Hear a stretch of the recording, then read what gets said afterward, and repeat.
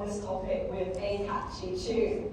And now, to kick things off, if you could all be ever so kind, as to give me a show of hands, how many of you all in this room have ever had a song stuck in your heads? Take a look around, guys. That's almost everyone. Thank you so much. So essentially, having a song stuck in our heads is a global phenomenon. A recent survey put this number at 98% of the Western population. And this fact really lends itself well to an analogy that you may be aware of. And it's of our minds being like internet browsers, where we say we have way too many tabs open, or that we argue half of them are frozen, and yet we have no idea where the music is coming from. I mean, seriously, where? But thankfully, research to the rescue, there are scientists looking into this phenomenon, which has given many names in the scientific literature, from involuntary musical imagery, sticky tunes, and more commonly, earworms. So what actually are earworms, and how can they affect your life? So for what they are, I'll use a definition by two researchers, Halpin and Bartlett in 2011. They wrote that the earworm experience is essentially musical tunes persisting in memory without conscious control. I.e., you don't actively attempt to remember the song is no longer being played, no longer being spoken about, but it just appears. And if you're unlucky, or lucky, depending on what you think about earworms, they can stay for quite a while. And so if I go back to the internet browser analogy, you can essentially think of earworms like pop-ups. And certain songs, or characteristics of songs, actually make earworm pop-ups more likely. So what are the characteristics that make a song an earworm that give it potential to get stuck in your head? Primarily, there are three things. Whether a song is repetitive or has repetitive elements, whether it has a fast tempo and a foot-tapping catchy beat, or if the memory is memorable. And a memorable melody can be thought of in two related camps, the first of which being pitch contours.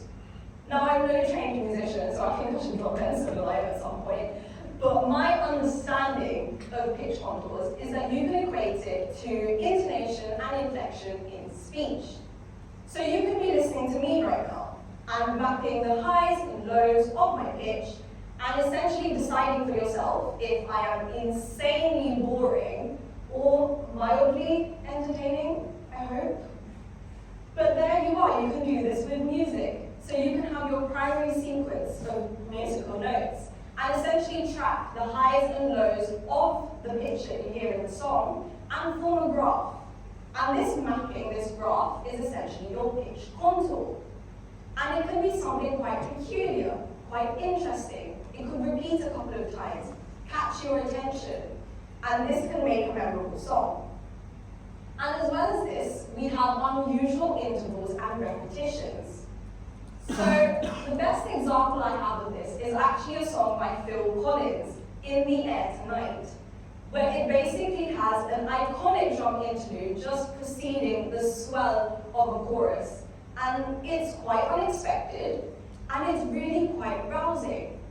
And I'm not the only one who thinks so, because you may not be aware of the song title or the artist that I've just mentioned, but especially if you grew up on this side of the pond, you might be aware of this. This is the Cadbury Gorilla. So Cadbury did a series of adverts in 2007, and this was one of them. So there's a geezer in there dressed up as a gorilla who will then perform the iconic drum interlude of this song. And they somehow use this to advertise Cadbury Dairy Milk.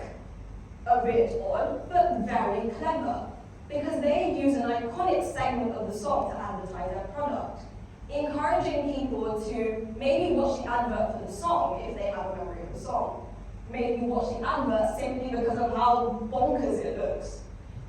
Either way, you will use the iconic segment of the song and attach it to their brand. So you'll be more likely to engage in their product products and even remember their adverts. And they've been pretty successful because I'm talking about this advert now, 15 whole years later, which makes me feel really, really old. But might as well show you the segment so you get an idea of how incredible this is.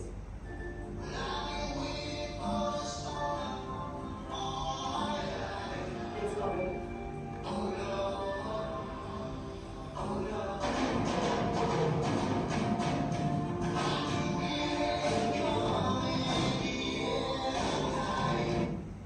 Okay, I'm glad that stopped when it did, otherwise you would see me just straight up rock out on this stage here. But that is my prime example of an unexpected interlude of a song, potentially making it super, super memorable. So what else? When do earworms actually pop up? Now, they are more likely to pop up in your brain when you're in something known as a low attentional state. So if I'm to contrast it to a high attentional state, you are focused, you are concentrating, you are driving, or in an exam, or in a lecture. And then oppose that to the state in which earworms are more likely a low attentional state. You are vibing. Your mind is wandering. You are daydreaming.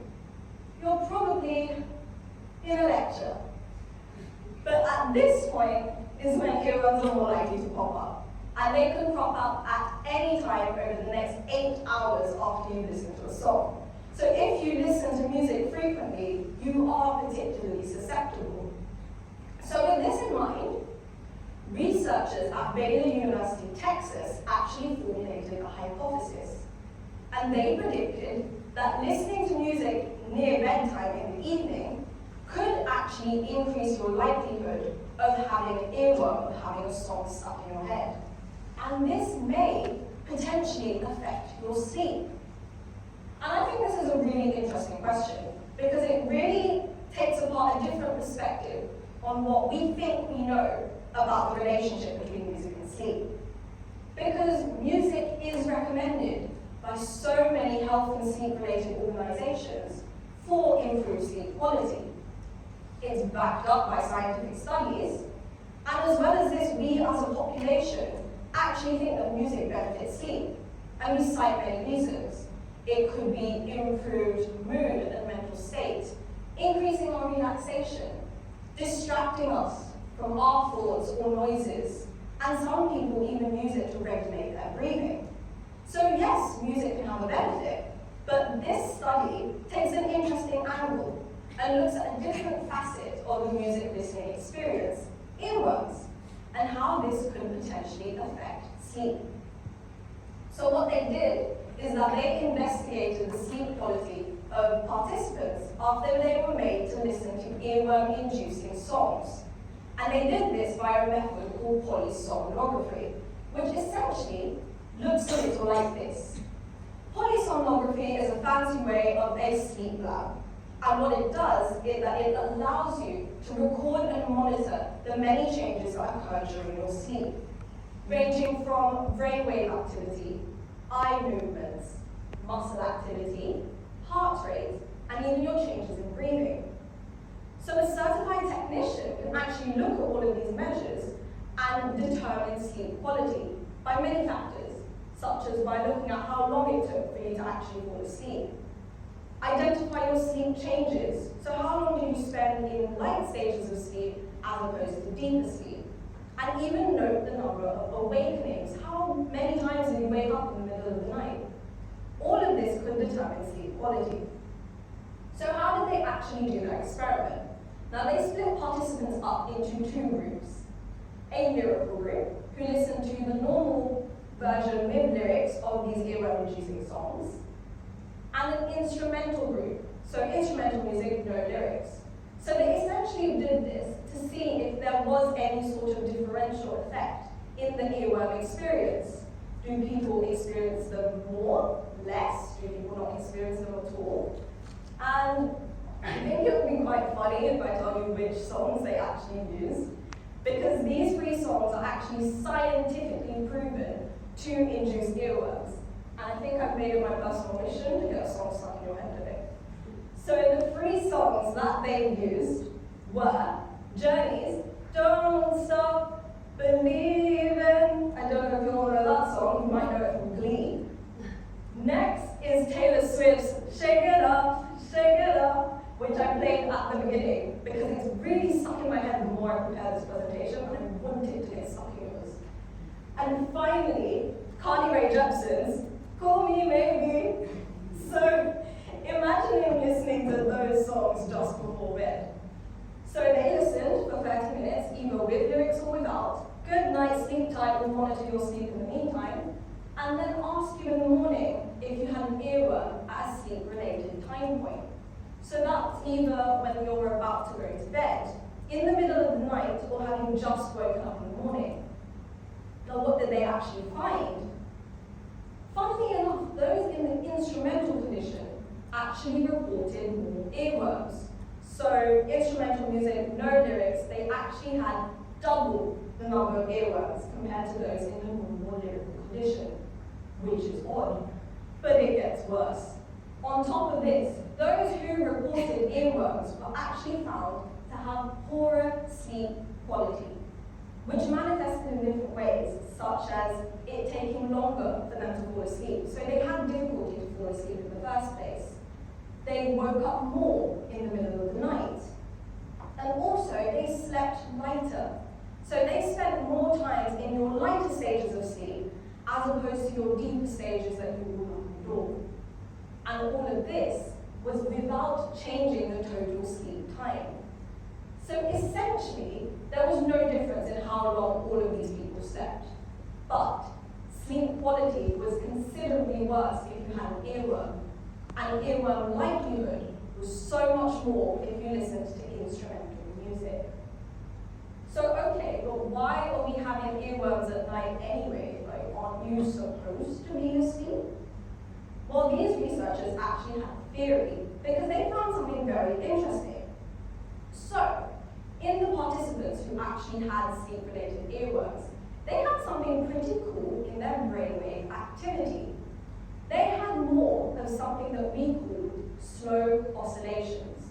Now, we all have slow oscillations. They're essentially a marker of your brain's electrical activity when you're doing a process known as sleep-dependent memory consolidation.